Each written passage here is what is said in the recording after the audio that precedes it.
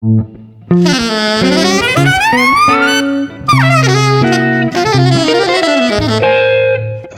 Jazz.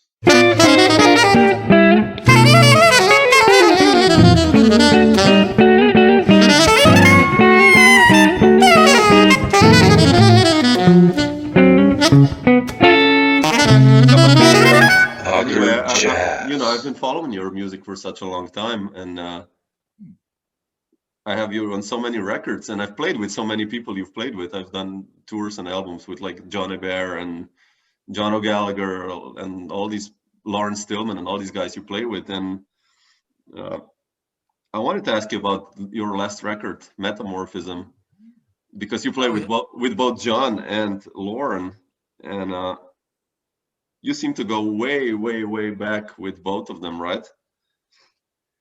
I do. Loren, I met when he was 14.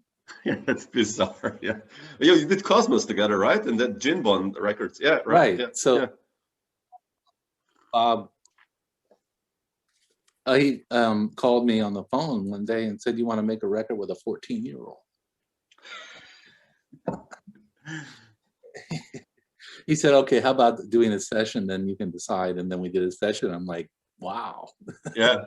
He's a motherfucker at 14, man. I was like, what? What is this? So yeah, we're good friends. We stuck together. He's like 40 now, man. Yeah, I did this talk with him like about a month ago. So yeah. Yeah. He's doing well, but he's out in Montana right now, trying to out the storm, you know. Yeah. So yeah, so we go way back. And how was that like for you to play with Loren, who was, I played with him and did a tour with him like I think 8 years ago, and 8 years ago he was, incredibly individual voice on the saxophone, but to play with a 14-year-old Loren, how was that like for you in the beginning? That was trippy, man. But you know what? He was so mature, man. I don't know. I never really thought of him as being younger. It's weird with him. Yeah. I never really thought about him being a kid, and I never treated him like a kid or anything. I don't know.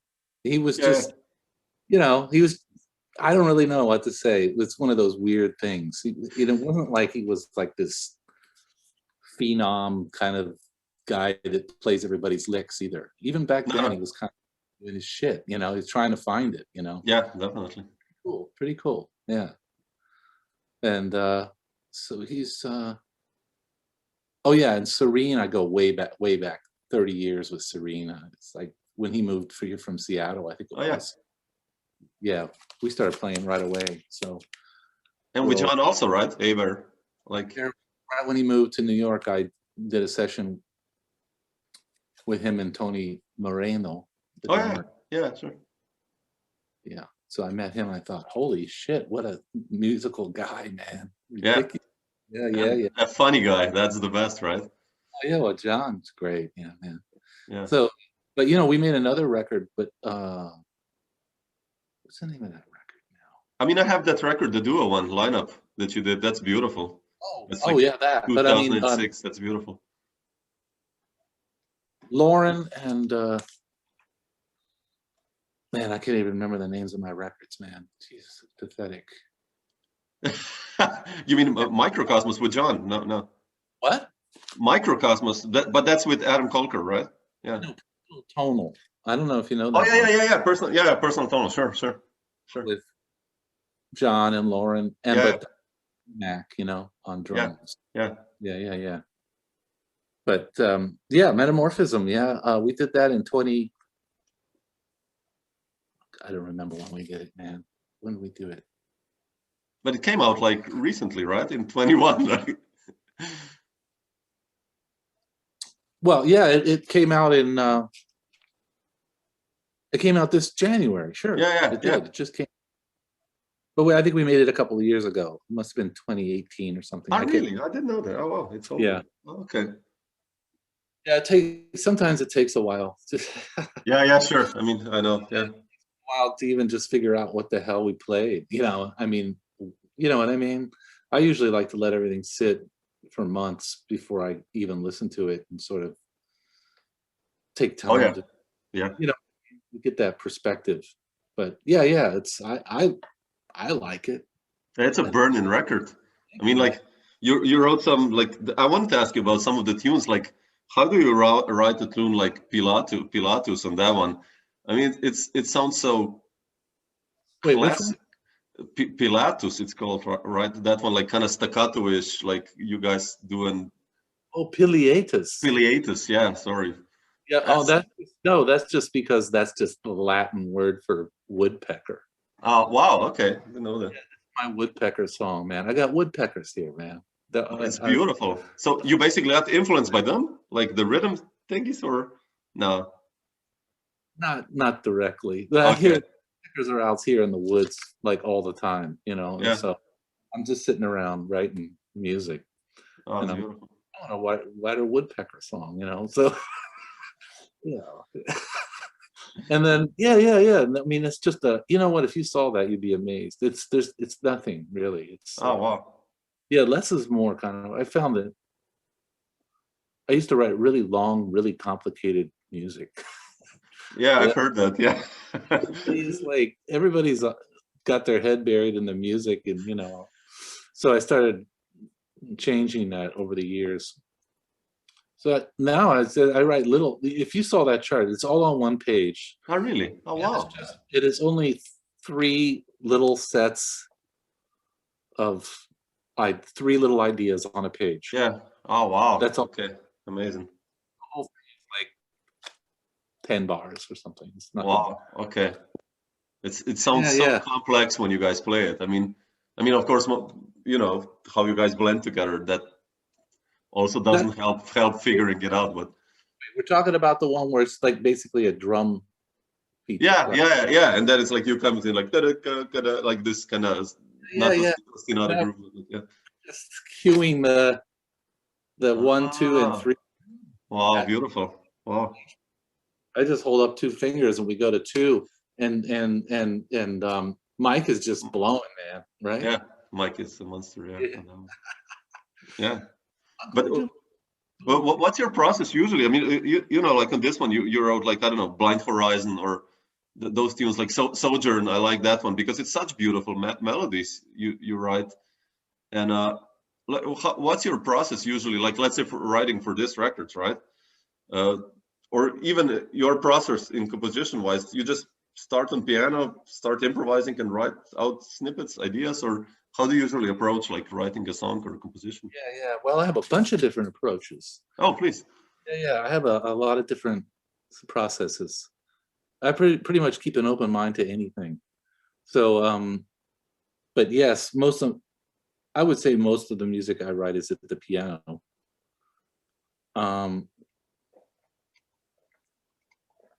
Can't remember how I wrote Pilatus. I think I wrote it in 20 minutes. Sure.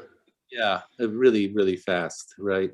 Sojourn, that's a really old piece, actually. Oh, really? Oh, wow. Really hard to play, yeah. So I kind of put it on the back burner, but it doesn't sound hard. That's the problem. Exactly. That's with all of you guys' music. You know, like I've played with John O'Gallagher, and I listened to his music, and like, or let's say Ben Wonder, both guys you played with, right? Yeah, O'Gallagher's music's hard. Yeah, but you listen to your music, even Wonders. Let's say you listen to it, and it's like, wow, it's so melodic.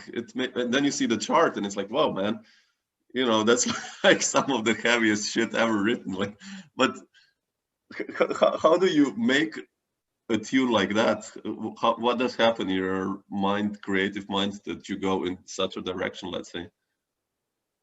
You mean like Sojourn? Yeah, let's say, for instance. That one is a little study in some of the things that I've always been interested in. Is that I like to use little intervals, little sets of intervals, but not scientifically and not mathematically. Mm-hmm. It's intuitive. But you know what I mean? I'm not like a scientist over there. I'm a musician. Okay, no. But I that's what I've always been attracted to in my improv too. That's the way I play. Yeah. I develop ideas in kind of keep everything perpetually going that way. That's the only way I can kind of stay fresh and not myself. So with that piece, it's just a little set of intervals. If you look at it or listen to it, it's just the same little 3 or 4 notes turned upside down and backwards. Oh, And wow, okay. and also the harmonic thing is also those same intervals, but with triads over triads. Oh, wow, man. Wow, okay, I have to check it out. Triad thing. The whole thing is sort of that. And then there's the whole rhythmic displacement thing also. Yeah, oh yeah, that does make it easy. Different elements going on all at once, right? Yeah. So Wow. it's fucked up. I mean, but I mean, those guys just blow through it like it's nothing. I mean, Sarin just like, it's like, yeah, whatever. Like, you know, you can totally like destroy it. It's fantastic. But for the blowing, then we straighten the whole thing out, sort of. You know, we don't have those hits during the blowing. It's only some of them. Probably. Yeah. Because then it would be too stilted and too intellectual. It would be too. Everybody would be thinking, you know. Yeah, I know what you mean. The guys have the freedom. But how do you deal with this? Like, I've read the liner notes that Munder wrote on Eclipse, your solo improv record. Oh yeah. Which I love, by the way. You know, it kind of, if you listen to it, it's like that's you, right? I mean, it's all facets of you, like, you know, all the approaches. And he wrote, like, when you played with Munder in John's band, in O'Gallagher's band, and he's famously notorious for writing really heavy music, but that you like immediately swallowed that music and became familiar with it. How do you deal with other people's really heavy compositions and to internalize it really fast? What's your approach usually? Like, let's say with John's music, for instance. Yeah, oh my God, yeah. What practice? I practiced the shit out of his music. Okay? Wow, really? Okay. I know it sounds effortless, but it isn't. Because in the end, this is my approach. I practice this shit out of it and I memorize it. Oh, wow. Okay. Over and over it and over it. But when it comes time to play it, I just say fuck it and I just go for it. Yeah, I let go completely with his music. That is some of the hardest music I've ever played. Yeah, I love it. Yeah. Oh, it's amazing. The The Weber part. It's incredible. Yeah. Also the musicians there. Yeah. So I mean, it's a faith thing, you know. I figure if you study and if you work on it hard enough, then you let go. It's all going to be there in the background, you know. You just sort of have to have faith. Yeah, it's bizarre. I did a tour years ago with Loren and John. Like, I had a 2 alto project and a drummer, Italian drummer. And so it was like John, Loren, me, and no bass and a drummer. And I wrote, like, you know, really heavy music, like 7 pages sheets, all time changing meters, blah, blah, blah. And I remember we met in Zurich for the first gig. They flew in at 4 p.m. European time. We had a gig at 8. And those guys just like read through it on the rehearsal. Like, I was like, man, that's how this is gonna be, you know. I mean, I was stunned by. I mean, there's so many good sight readers. There are a lot of good sight readers. Those guys are amazing. And Loren really took it very seriously at just talking about, since I'd known him for so long. Yeah. He relentlessly worked on being able to sight transpose shit. Yeah. So he doesn't even want the C and E flat part. Yeah. Right? Yeah. I had concerts. I had concerts. Yeah. Give him an E flat part, and he'll say, "Do you have a concert part?" I'm like, "Dude, this is hard music." Oh. Amazing, right? Yeah, it is amazing. Same with O'Gallagher. Same thing. Great sight readers. All those guys are. Yeah, I know. It's like sight interpretation. Really, is what I call it. Basically, yeah. That's what I was always trying to get to. Also, is that the first time you see it that's the time you're gonna boom. Of course, that's impossible with John O'Gallagher's music, though. Sure, sure. And some other cats, you know. I mean, you know, there's only a few guys could really nail it, like Ralph Alessi is some. Yeah. And Ralph is sick, man. But you know, he's only playing one note at a time. You know, I got. Yeah. Sorry, Ralph. No. No, we're kidding. No, but yeah, I know what you mean.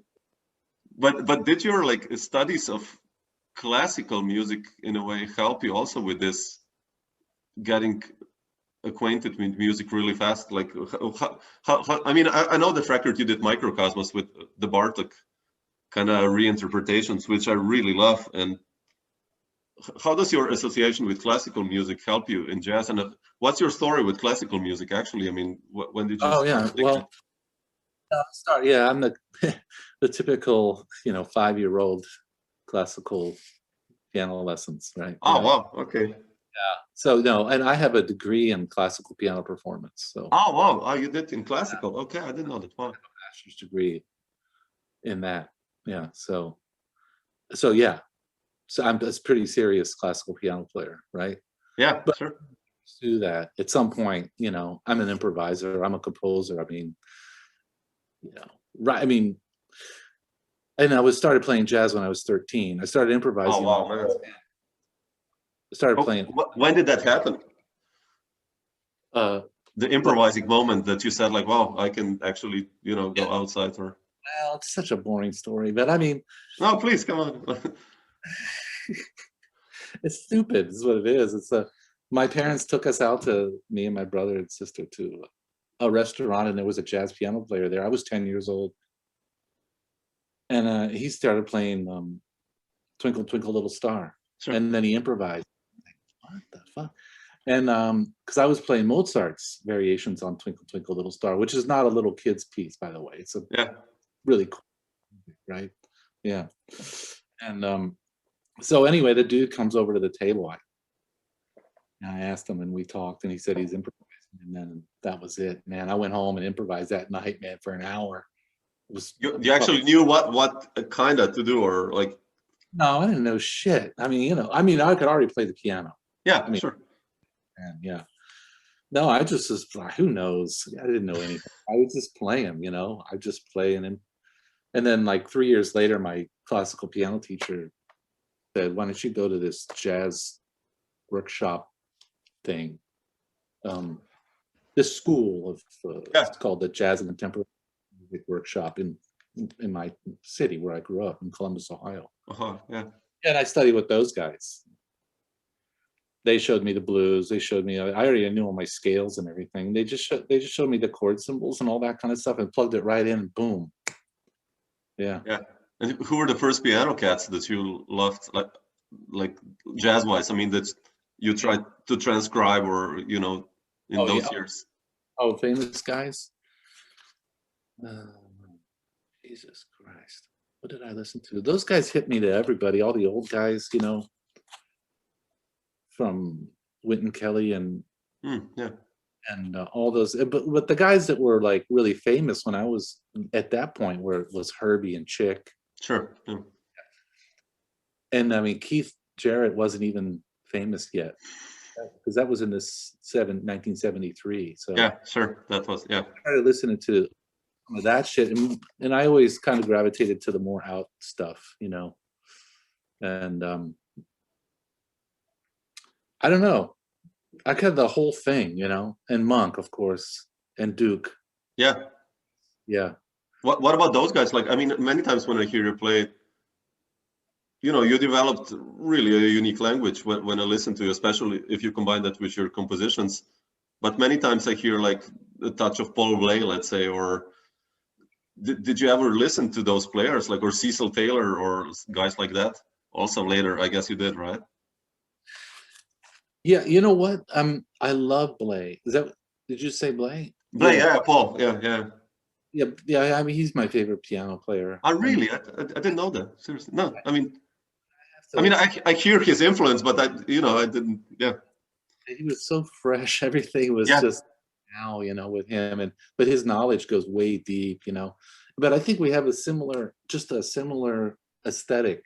I mean, I didn't grow up with him, and then when I discovered him, I was like, fuck, here's a guy that's kind of doing, I mean, already done sort of in the direction I was going. I don't really like him right? But I mean, I guess you heard some influence. I don't know. Yeah, I know. I mean, it's like I said, it's sometimes you hear something, just maybe the approach or something. I don't know. But like, did you ever meet Paul also? I met him, yeah. Well, but okay. way late. Paul Motian introduced me to him. Yeah, sure. Okay. Yeah. Birdland. I mean, it was just hanging, and I got to meet him, but yeah. Okay. he didn't give a shit. Yeah, sure. And Cecil, I can't say I wonder about influences. I'm probably influenced by everybody in some way, either positive or negative. I mean, because I hear people I don't really like, and then I learn from them too what I don't really want to do. Sure. So I mean, at Cecil, I've always loved his playing, and I've seen him live, solo particularly. That's what I really like about him. It's burning. I saw a crazy concert outside in Soho, in the street right behind the Guggenheim Soho, which might not be there anymore, sure. But right behind it's the cobblestone street, just a shitty little street. And he did this concert where they brought the Bosendorfer Imperial Grand out on the street and put it up on a riser. Jesus. And they had a Buto dancer, Japanese. Yeah. It was just a duo. In the street. Yeah, and they had another riser for him, and then a red carpet between the two risers. Oh man! And this guy did his Buto dance thing, the really slow motion thing, and it's tripped with all the sounds of the city and the sirens, people, like closing the shops for the evening because it was getting dark. So the grates are coming down, and insane, man. Very memorable, yeah. But I love Cecil, but I don't know if I play like him. I don't. No. It's funny when we think about mine anyway. I mean, using guided improvisation. Because I did get a little glimpse at some of his charts. A couple times at that concert, also because some blew off the stage and landed at my feet. And somebody came and got him, but I got a little glimpse at, and he's using like hieroglyphics and shit, Wow, man, yeah. I don't know. I met him, and a few times at 55 Bar, man, late night, man, and me and my wife were hanging there, and we got to talking to him, and he was trashed, but man, he was making so much sense. I was like, wow. Because he's got his arm around me and he's talking to me like it's like philosophy and music, and he's completely hammered, right? But he's making a lot of sense, man. I mean, it kind of blew my mind, man. Guy was smart, man. Yeah, sure. Yeah, such a monster. I mean, like, influential player. But when was that you saw these guys? That was still the 80s, like Cecil, this thing that you saw. That outdoor thing? No, or later. No, I don't think it was the 80s, but I think it was the early 90s. It must have been the early 90s. Oh, okay. Yeah, incredible things The happen. Bar, that was even later. That was late 90s. Yeah, okay. Yeah. Amazing. Well, that's why I wanted to ask you, like, because you moved to New York like mid 80s, right? Mid 80s, yeah. Yeah, I wanted to ask you, how was this first experience for you coming from Ohio to New York? Yeah, I know, but Columbus, Ohio is a big city, by the way. Yeah, I mean, sure. But like, still, New York is like, like, this. I didn't come from the farm or anything. No. Don't get me wrong, but like, Ohio is like a bunch of cattle out there and shit. And then there are, but there's a lot of cattle in New York too, man. So how was it, like, from the hay farms to New York? How was that for you? No. Right. Anybody moving to New York from anywhere, man. Come on. Sure, sure. New York is. No, I don't know. I mean, I was in my mid-20s, so it was super tough. I mean, it was balls to the wall, man. Really, really tough, right? Yeah, gig-wise and making a name. I mean, that must have been heavy, right? I wasn't even, hell, I was just trying to pay my rent. I mean, I wasn't trying to, the reason I moved though, I mean, really was try to find people to play with the way Yeah. I play. A bit different, right? I mean, and there's a lot of great musicians in Columbus, Ohio, Sure. by the way. Really, really great jazz musicians, but it's a little more conservative, and so I've come in here trying to find cats to play with, really, Yeah. and develop it too. And plus, I went to Manhattan School of Music when I came here for the Yeah. first. Yeah, so Oh, I got that helped in a way. Yeah. Yeah, I mean, it was a good way to come and have something to do, and get a master's degree there, and then I met a bunch of folks that I'm still friends with and still play with. Kenny Wessel Mhm. is one old buddy of mine from there. Oh, really? I didn't know that. Oh, okay. Yeah, a whole bunch of guys I still in touch with. They're from Manhattan School, but yeah. So just trying to pay the rent. The rent's it's. But you think back now. You think back. You think the rents were cheap. I mean, people can't believe what I paid for rent. So Yeah. I was paying like, my first apartment was $700 for a 1-bedroom apartment on the Upper East Side. I mean, it had cockroaches and it was a third Yeah, floor. sure. Oh, yeah, sure. Oh my God. On the Upper West Side was even cheaper, $500 for a nice big 1-bedroom apartment. Yeah. It's bizarre. Yeah. I mean, It's bizarre in a way.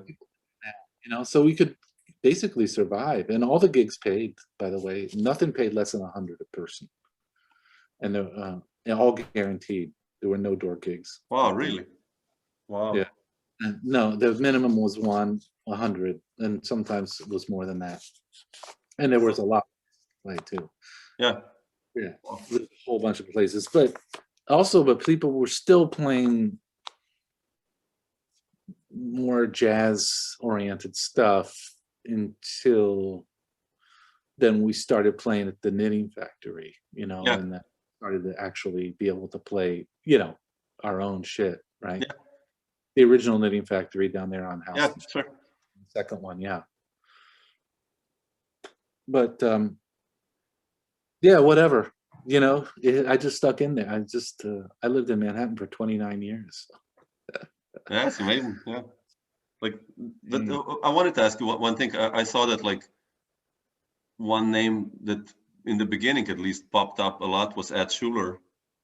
Like, how important was Ed for you? Like, in what sense was he important? I mean, I like being a musician, of course, also, but like making the connections. Was he the one who introduced you to Paul also, or like? Yeah. Ah, okay. Ed was the first like really, really heavy bass player I ever played with. Like, yeah, really. When I played with him, probably 1988, I think. Oh wow, already. Wow. Yeah. And how did I ever? I think I'd heard him on some record. I can't remember how I met Ed. I don't remember, but I copped a gig up on the upper somewhere in Manhattan at a duo room in the basement of a big hotel. Yeah. Somehow I managed to get this gig. The place was called Russell's. So maybe that's why they gave me the gig. I don't know why they gave me the gig. It's like go sure again. Snyder, like 3 Yeah. sets of duo. And so I called Ed for that, and he did some of it. I think he did half, and I played with another bass player half. And so that's how I got to know Ed. And that's how also I met Telly Savalas there. What do you mean? He was there in the Telly audience. Savalas. Yeah, sure, I know him, but like. Savalas came in one night, Okay. lollipop in his mouth, man. There he was. Who loves you, baby? You know what I'm saying? I mean, come on. He comes in and all the women just like are like on him, like flies, man, on shit, like right there. He's like, yeah. So anyway, and we're over here just playing jazz, and he's like, yeah, like that, it's cool. But that's how I got to know Ed, and then at some point, I called Eddie and I said, man, let's, you think Motion would want to do a trio record, And he said, yeah. I said, can you call him? He said, yeah. He called him, and like 5 minutes later, he called me back and said, "Yeah, okay, he'll do it." I'm like, "Fuck," you know. And so that's how I got to know Paul. That's the Dreamer record, then the first one you get. Dreamer. And did you guys rehearse for that record, or was that like just? No, there's no rehearsal With Paul, or yeah. At that point, Paul was like, I don't rehearse and I don't read. Wow. Now, the truth is, he's a fantastic sight reader. He had cataracts, and so he said at some point, he said, "Fuck it, I'm not reading anymore." Until he got his cataracts out much later, and then he's still like, "Nah, I'm still not reading." But he doesn't have to read nothing. No, sure, man. He's one of the best drummers ever, and composers. I mean, especially composers. I'm such a fan. Yeah. We got together. I picked him up at his apartment, and we just got along right away, man. He just was, I don't know. It was one of those chemistry things, you know. It's just lucky, you know. It's just, I don't know why. We just got along. He's a lot older than me. And so I took him out to the studio, and then I would just play part of one of my tunes at the piano while he stood there, and then he was like, "Okay," and then we recorded and move on. One take for everything. It was over in like 2 minutes. Wow, man. It was fun. I know, what a vibe he has, man. Yeah, you know, anybody that ever played with him, really, it changed their life. I mean, really. Yes. Probable. Yeah. I mean, I love that one. As It Grows, that's my favorite. Like that record that you did with him, like those motion units and Coyote Jumps and those tunes. That's. Yeah. That was the second record. Yeah. So first record, I decided I wanted to play some tunes and some changes with him, you know. Yeah. I wanted to feel that, but then I wanted to make the opposite record, and so that's As It Grows. Yeah. That's amazing. Really. I just so wish we had made another one. Fuck, man. He became too expensive, so. Yeah. I should have taken a loan out. Come on. Yeah. No, come on. Yeah. Kick myself. It's only money, man. In the end, yeah, true. Yeah. But anyway, we got to play in a lot of other situations, a whole bunch of, you know, we played on other records together, and I played in his band too. Yeah, how was that like for you? Like, how was he like as a band leader? Like when you kind of turned. He's a band leader than he was as a sideman. A lot different, yeah. In what sense? You know,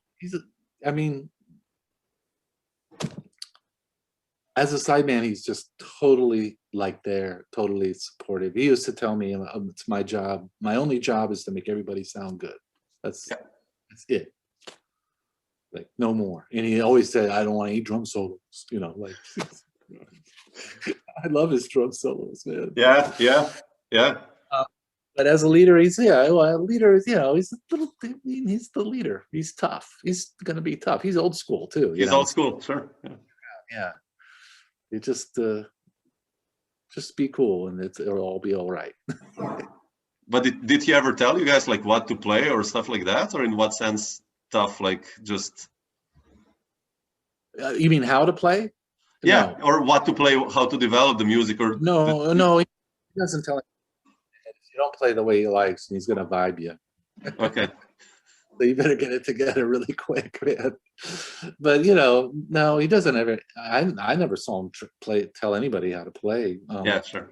Yeah. I mean, but he's you know, he had a set list and everything. It's old school, you know. I mean, he had it written out, the set list, but nothing like solos. Who's gonna solo? Yeah, sure. Okay, yeah. Order, and but you know, I mean, I'm sure you've been to his gigs. His vibe was so amazing because yeah. I mean, yeah. To play one of his tunes, right? That was really out, like really abstract and shit. And then we turn right around and play like Blue Room or something, you know, or I mean, something really inside, man. Be careful, it's my heart, and shit like that. All these old Broadway tunes, and then turn right around and play something totally abstract right after it. Yeah. Concept, really. You ask me. He had the guts to do that. Yeah, like just fuck it. Yeah. Okay, we do that. Yeah. He loved melodies, though. See, so I I do too. I still like melodies, you know. Yeah. I mean, I like the abstract too, but I mean, anyway, everything's a melody anyway, isn't it? I mean, in a way, I mean, unless you're playing the drums, even then. Even I mean, then, yeah. Paul played melodies and drums for me when I listened to him. Yeah. You know, like leaving so much space and making a phrase and just like, man, oh, you're singing in a way, you know. Yeah. Yeah, it's beautiful. Billy Higgins also. Yeah. Yeah, wow, man. Yeah. Right? Very melodic player. Those guys, yeah. I love these guys who kind of left also space. He's another guy I wanted to play with, and I was too young. Fuck. I didn't have the confidence. With Billy. Oh, yeah. I knew him, but I didn't really know him. But, you know, I met him because I went to a bunch of his gigs and met him. Yeah. And stuff. Yeah. Regrets, man. Regrets. No, come on. But you've done so many incredible records. And, you know, speaking of trios, I wanted to ask you about 2 trios. I listened to so many records of yours, and there's like 2 records, Mood Suite and Changes. And I want to ask you about these 2 because, you know, it's basically 2 different trios with 2 giants. Like, you know, you have Formanek and Gerald, Cleaver, and on the other side, you have Elias and Eric McPherson. And of course, like on the one record, you kind of play standards with Mike and Gerald and Monk. And on the other one, it's like really your tunes and improvised more. But like, how does your playing also change when you play, let's say, in such different trios? Does your approach change, or you just go you? No, I don't change any approach. I mean, but you know, if I'm playing standards, so I play the standards. You know? Yeah, I heard that. Yeah. You know, I mean, if you're going to play the song, play the song. So I try to use the material, the melodic material, and in the song when I improvise. I mean, otherwise you're just playing the same thing over everything. Yeah, I mean, sure. But that's my one and only standards record. That changes. Yeah. But it's so beautiful, man. You play like Sweet and Lovely and Bye Bye Blackbird. It's beautiful what you do. It's like, man. I mean, you know, it's just play. Just let's play the tune and let's not try to do anything other than just be yourself and play. Yeah. And those guys are so tipping, man. So beautiful, right? Mike is so good at that shit. Yeah, Mike is amazing. And Gerald's feel is so gorgeous. That was super easy. 2.5 hour session. Awesome. Yeah. I love those. I mean, that, you know, Steve, that record producer approached me, and so I thought, people choose, yeah. Make that standards record I've been talking about making. I was 58 when I made that record. Jesus, I waited that long to make a record. But then he asked me to do another one, and then he said, "Can we have originals?" I'm like, well, shit. Yeah, but it's some amazing stuff that, like, that Paranoico and Naughty and Obsessed, those tunes, it's so modern. It's like really like, man, what, you know. I wrote that for the date. That's one of the rare occasions where I just sat down and I wrote that whole thing in 3 days. Knowing that you're gonna have Mark and Eric or. Yeah. But I how many are on there? 8 or something? Yeah, I think it's like 8 or 9, yeah. I wrote the first day I wrote 3 of them, the second day I wrote 4, and the third day I wrote the last one. Wow. Boom. All done. I wrote in the like 4 or 5 hours or something at most. That's beautiful. Yeah. Yeah, right. But they sound right, but they're very simple. Yeah. But it's so beautiful because you can stretch it out and it's so you know. And those 2 guys and of course. You give the material to those guys, you know, and they boom. You don't have to write much. I mean, those guys are great improvisers. So yeah, that was fun. Yeah. Are these bands also like working trios? Like, I mean, do you play with these trios sometimes in New York, like with the same lineups, kind of, or what's your working trio now? What would you say, like as a piano trio? Right now, I mean, like let's say pre-Corona. Now it's like, okay, it's hard to say now because we had. Well, my longest standing trio is with Masa Kamaguchi and Billy Mintz. Yeah. That's my long trio. That's over 20 years. Wow. And we have a bunch of different records, right? Yeah. So our latest record is Ways. You have that one? Did you hear that one? Yeah, I heard that one. I listened to it. Yeah. So that's, and now we have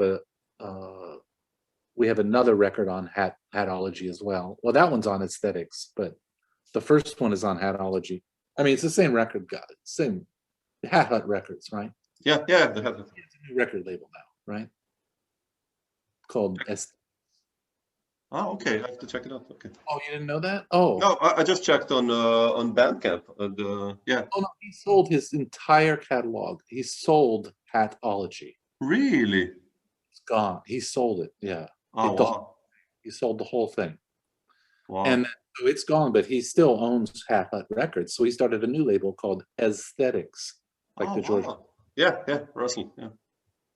So our other record, and I have to look on my own website to remember the names again. What was the name of that fucking record? Yeah. I can't believe this. That's terrible. Oh, Oracle. Yeah. Oracle. No. Okay, I have to check it out. Stupid, right? Oracle is that's also Masa and Billy. Yeah. And then we have another record on Sunny Side, which is all right. Yeah. I love that. Yeah. And then we also made one last year, January 30th, 2020, right before the lockdown. We made another record. Oh, really? Still in my computer. Yeah. I mean, it's all mixed, but oh, super. That's beautiful. I don't know if I'll ever find a record label for that, but which is a whole nother story. That's a different story. Yeah. I mean, but well, nowadays maybe some other possibilities open. Like at least spreading the music makes it easier, not about earning actually some money, but at least. Oh, you mean like Bandcamp and stuff? Bandcamp and stuff, yeah. At least that helps. Yeah. I just released a record just on Bandcamp with me and Jerry Hemingway. Yeah, I saw that. Yeah. Yeah, I just released it. So I didn't make up any CDs. Yeah, that's a question, right? I also like now wondering, like I have some records in progress still, mastered and mixed and everything. And I'm like, well, should I print CDs or not? Because it's, Yeah, I know. It's scary. I meet guys like everybody under 30, like I meet, they don't have a CD player. Like, exactly. Yeah. No. But I don't know what I'm going to do about that either. But for now, I just released it digitally, But you and Jerry also go way back, right? No, we don't actually know. Believe it or not. I mean, we were in New York. I mean, in the area. Yeah. New York for all those years, but we only met with Sam Blazer. Oh yeah, someone. Oh yeah, really? Yeah. So I've only known Jerry for 9 years or something. Only? Oh wow! I would have thought longer since you've been. No, we never met. There's guys in New York I've never met. I mean, we've been there all together. It's such a big scene. Yeah, sure. Always meet everybody. You don't always. It doesn't happen sometimes. It's strange. Yeah. But yeah, that was great. Samuel brought him into the quartet. That Early in the Morning record, right, with Oliver Lake. That's the one. That's right. Yeah, I love that. There was a record before that though too. Oh shit! That's a mirror to Macho or something like that, or no? Yeah. Yeah, right. Yeah, that's the one. Is Badenhorst on that? I think it's with Joachim. Yeah. Joachim. Yeah. That's. I think that's the first one that Jerry was on. Yeah. Drew. So that's how you guys hooked up, or? That's where we met, right? Actually, we met at the Zurich airport or something. Oh, wow. That's so funny. 9:00 in the morning or something. I don't remember. I just I flew over, but he was already living in Switzerland at that point. Yeah. Jerry's been. Strangely enough, I met him in Europe, which is That's bizarre. But how does your story with Samuel begin? By the way, with Blazer. Samuel contacted me to do that first record with Motion. Concert in Motion with Thomas and yeah. So I think a few people recommended me. I think Michael Bates, I think, recommended. And who else? I don't want to leave anybody out. Somebody else. Shoot. Sorry. But I really appreciate that because Sammy is great, man. And he's such a player. Yeah. How was it for you? Like, I wanted to ask you about that record with Thomas and Paul and Concert in Motion. How was it like to play with Paul actually, not in your project? Some, like, how was that connection like then? I mean, wait, let me grab a glass of water. Yeah, Wait. sure. Okay? No worries. Yep.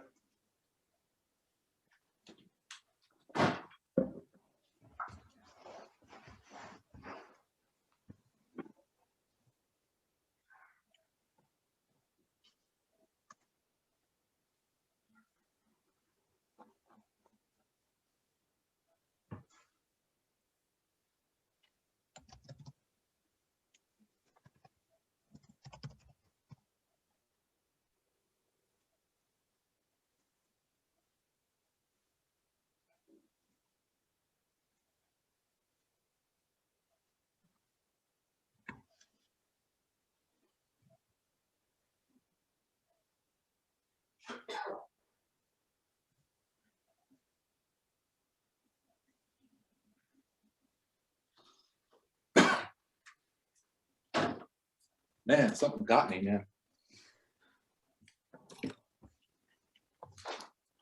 Something got in my throat, man. Yeah. Yeah, well, playing as a sideman with Paul on another project. Yeah, that's the question. Thing, man, because I mean, you're not the leader, and he isn't either. So you just it's all cool. There's no pressure, and it was really fun. I remember that session. It was really, really cool to play Renaissance music. Yeah. Wow, really cool music, right? It's incredible. Yeah. Very relaxed.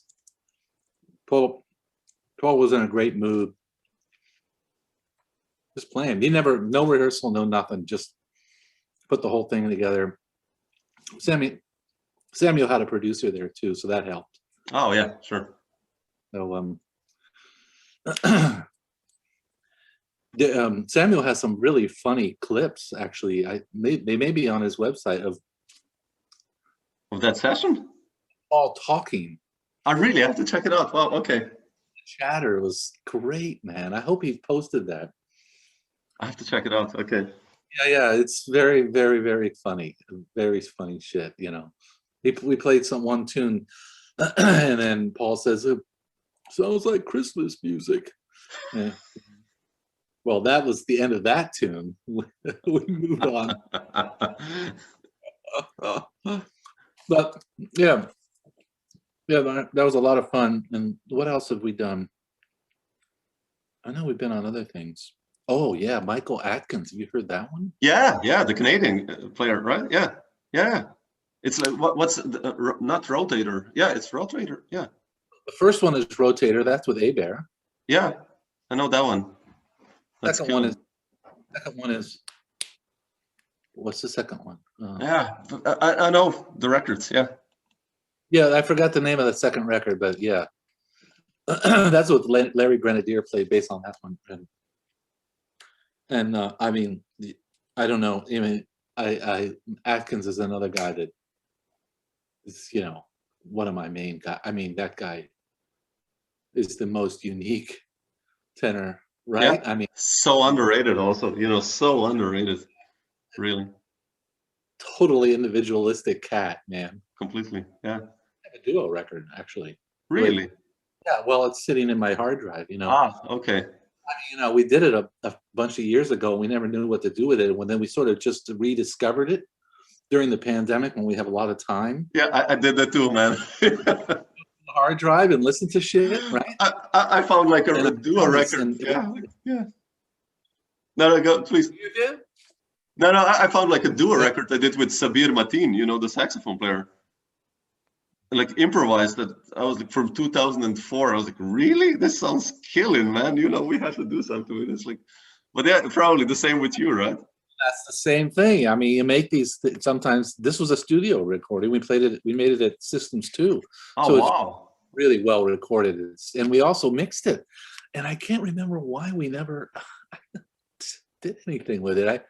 I mean, he sent me a clip that he had found, and I listened to it and I couldn't believe it. So I dug the whole thing out of my hard drive, and it's like, wow. So yeah, now we have the problem of trying to figure out who to find somebody to put it out. But Yeah. I don't know how duo records go over with record labels, but Oh, maybe Intact. You should try Intact. I don't know them. Yeah, Like Switzerland, maybe. gotta have to know somebody. I think. Yeah, I don't know. Yeah, Maybe but, I should try them. Yeah. yeah. But your story with Europe, I wanted to ask you also this. Like, did you ever tour with Paul in Europe? Like, No. No. By the time, no. I met Paul in 1999 or okay, which end of 99 or something like that. and then our friendship developed, but Yeah. it not immediately, obviously. yeah, So, sure. and so by the time 9/11 happened, after 9/11 happened, that was it for him. He never got out of an airplane again. Yeah. That was the end. Sorry. That I'm never. Yeah. I guess it freaked me badly. Yeah. Oh no, Never. I never. He barely even left Manhattan, man. That's incredible. Yeah. Yeah. But what about you in Europe? Like, when was your first tour of Europe? You remember, like as a sideman or as a leader? Oh, my first tour of Europe. How was that experience? Like, I always am curious. I don't remember. Well, I mean, my first tour of Europe was probably in '89 or something. Oh, like that, already? 88. Oh, wow. Oh, okay, so early. Wow. Okay. But I don't remember who it was. It was when European guys. I don't even remember. I mean, I don't know, whatever. Yeah, So, sure. yeah, it was cool, but it's not the first time I've been to Europe. I mean, I grew up traveling. Yeah. So I've been around, yeah. But yeah, I mean, I have no problem with touring. I mean, I right out of high school, I went on tour for 4 years before I went to college. Really? Like, Yeah, so with jazz or? yeah, variety of things, jazz and funk. Really? Yeah, and I even played in a couple of rock bands, like because I wanted to try it. Yeah. Like really a real rock band with like roadies and sound man and the truck and Oh, wow, man. big theaters and stuff. I did that, but that got boring real quick. So, but Yeah. the funk thing I really did a lot of. I mean, because I love funk. Sure. And that was back in the days of the 6-nighters, 5 sets a night, 40-20 thing, Oh, So man. I did that for 4 years right after high school. And some of those were jazz gigs that were 6-nighters that we with 4, 5, and 6 week runs, Man. So just playing like every night like that, 5 sets a night, 9 to 2. Yeah. So that I sort of own my, that's where I earned my road chops, kind of like, Yeah. After I did that, I was like, okay, I've done. That's it. I'm not doing this anymore. Yeah, it's heavy. Yeah. I went to the university, and so I could practice for 4 hours for 4 years, basically. Yeah. I just wanted to practice, and at that point, I was just only playing gigs, mainly with my own band in Columbus. Playing my own music more. Oh, already then. Oh, wow. Okay. I had a band there too.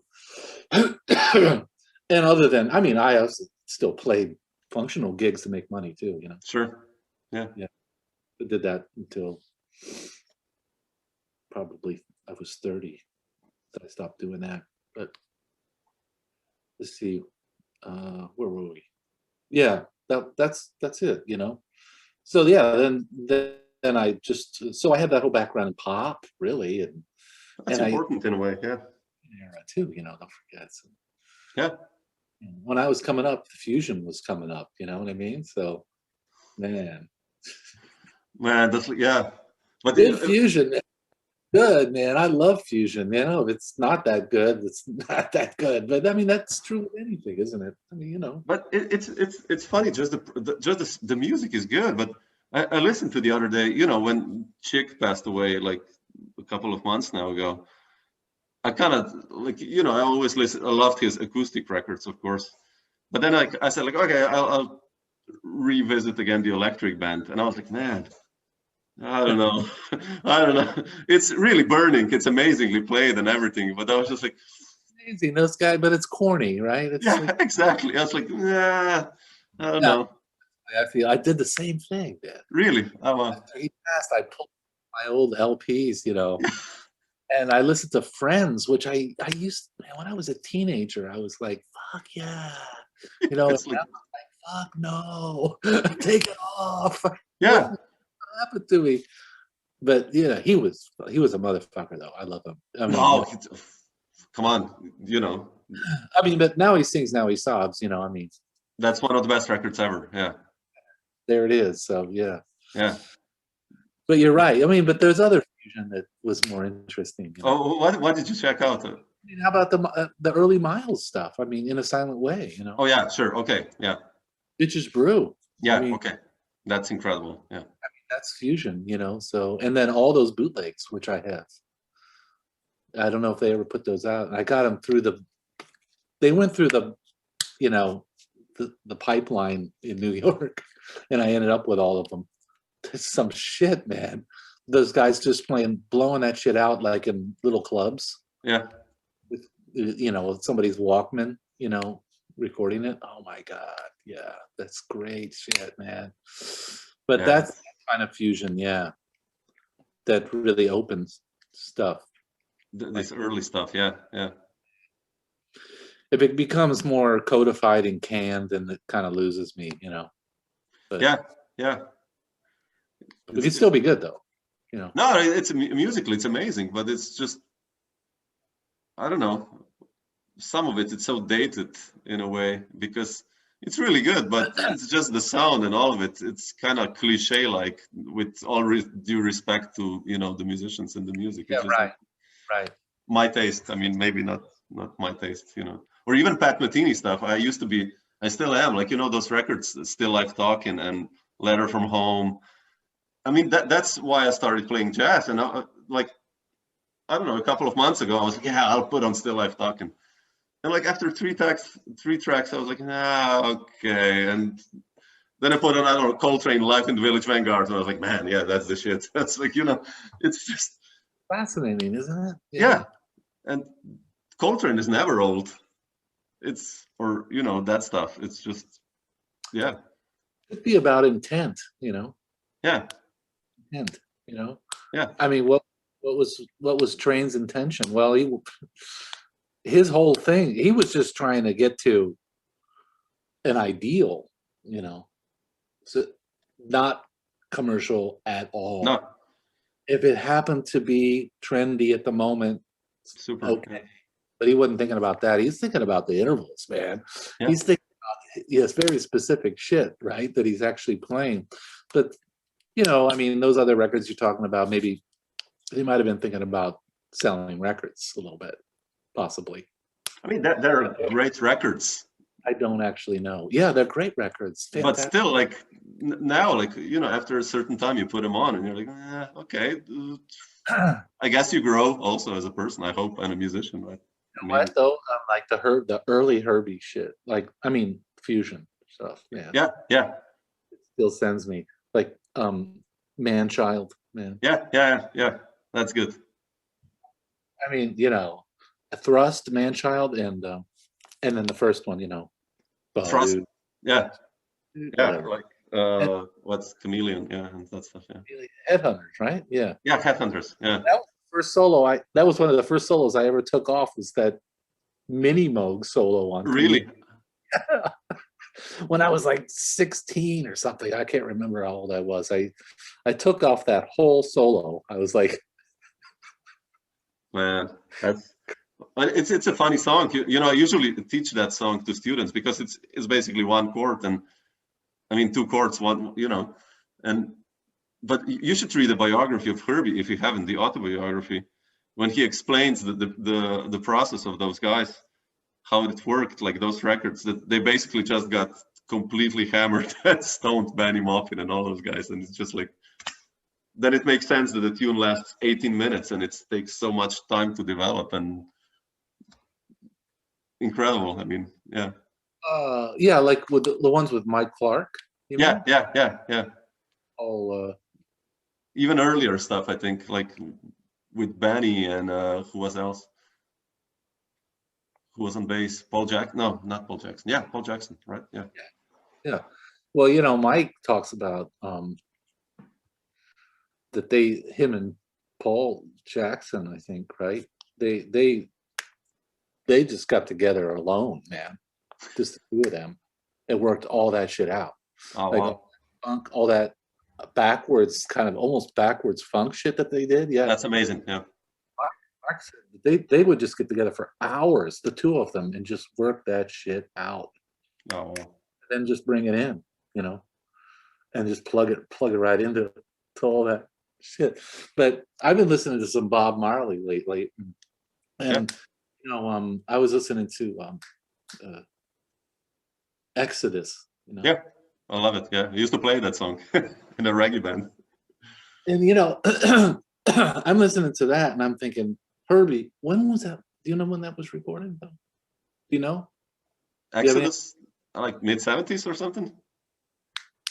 I think Herbie heard that, man.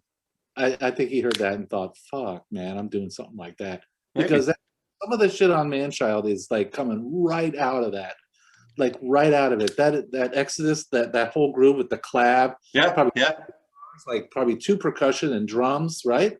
That whole, it's like a little machine. It's just so funky. It's ridiculous. It's amazing. Yeah. I could never get enough of that shit, man. It's like, yeah, right on, man. Yeah. Yeah, it's beautiful music those guys did. Yeah. Let's talk about stuff that's always fresh, right?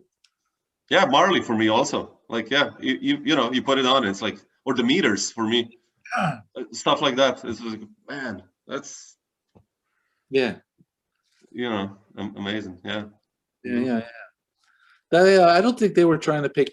He wasn't trying to make pop music. I mean, I don't know. He was just, he's doing his thing. You know, I don't really know. You know, how they came up with that, but definitely. Yeah. Cool. Yeah, man. Well, cool, Russ. So, thanks so much for sharing some thoughts about the creative process and everything. So, yeah, man. Beautiful to hear that. So, thanks a lot. Yeah, good to be. Yeah. So what's your next project when you're coming out of the hole of the Corona thingy, or? Well, I'm going to continue these duo recordings. You know, I have a duo with Monder, which we started a bunch of years ago. Really? I didn't know that. Seriously? And so I got to call him, you know. So he's surprised to hear that I'm still talking about it right now. If you ever watched this. Wow, man! Like compositions or improvised stuff, or? Well, I don't know. We've done a bunch of different stuff. We did some stuff with some Debussy etudes. Wow, man! Etudes, and with some Cage pieces. And then we also did a gig where we played mostly motions tunes, just duo, piano and guitar. Yeah. Oh man, is this recorded already, or? That gig, I don't know if anybody recorded it or not. I don't. Oh man. Look back and see. I don't remember. That's a good question. But no, so I got to call him and discuss it with him. But I know I'm gonna do something like that, and then there's another guitar player, Gordon Gardina. Oh yeah, sure. I know Gordon. Yeah, sure. I play in his band, right? Yeah. What that's the quartet? Yeah, with Oscar Noriega. Yeah. I love that band. Yeah, I love that band. Yeah, it's a fun band. Yeah. But I wanted to do a duo with him on Oud. Right? Yeah, he's really good on that. Yeah. Oud. Just so we've been talking about that for a while. So we're gonna try that as soon as. Yeah. I don't know. He could come here, or I could go there, or something. I don't know. Sure. And That's beautiful. it goes on and on. I have so many ideas. But the problem is just getting the money to do it, Other than that, I don't have any problem with. Sure, I know what you mean. Yeah. And in the last year, I wrote 60 pieces of music. So. Oh man. I don't know. Yeah, I know it's daunting, right? I haven't copied them out yet. I'm like, oh god. Oh man, that's Kind of this thing, I just sort of almost automatic writing. It's almost what it became. Every evening for 2 or 3 hours, I would just come in here and I would just have the manuscript and I would just start playing and I would just write shit down. And it just became like that. And I just turned the page. But that already, this is important because it's all in the end. That the way I see it, it's all about the process, also. Just that you do the process, because in the end, when then the record comes out, and it's like, yeah, okay, and then you put it on the shelf. It's like, maybe you do some tours or. I know it's just like a downer, right? It's like, oh, it's out. Yeah, at least for me, it's like like, okay, oh, it's nice. Yeah. I want to get the record out. I want to get the record out. It's out. Yeah. Exactly. And then okay, what's next now? So I think this process, that's so important that you do that. I mean, at least I try to enjoy this more than anything for mixing it. Isn't that what it is anyway? I mean, that's it. Yeah.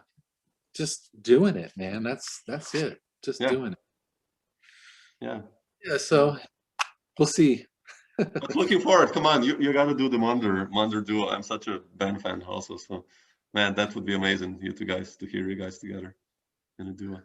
Oh yeah, we're gonna do it. Yeah, I'm just gotta wait. Things have to calm down a little bit more, and then I'll write Ben an email to push him man, what about the duo record with Russ? What? He told me you guys are doing it next month. What? Not just yeah, right. That's a good push, right? Oh man. No, that's cool. Did you hear about the time that he showed up at the Vanguard he's playing with motion? No. Showed up in Star Trek outfit? No, what happened? For a Paul gig or? Somebody said he looked like Spock.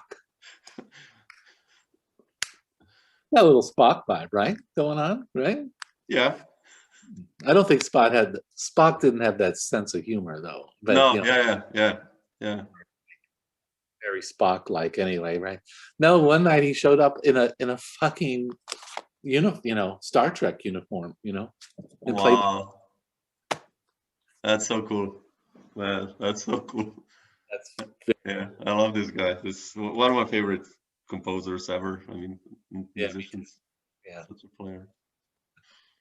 All right, man. Okay, Russ, thanks so much for sharing all these thoughts, and really appreciate it. And yeah, me too, man.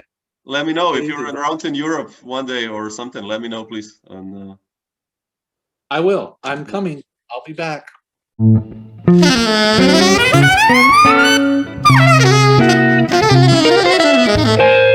Dr. Jazz.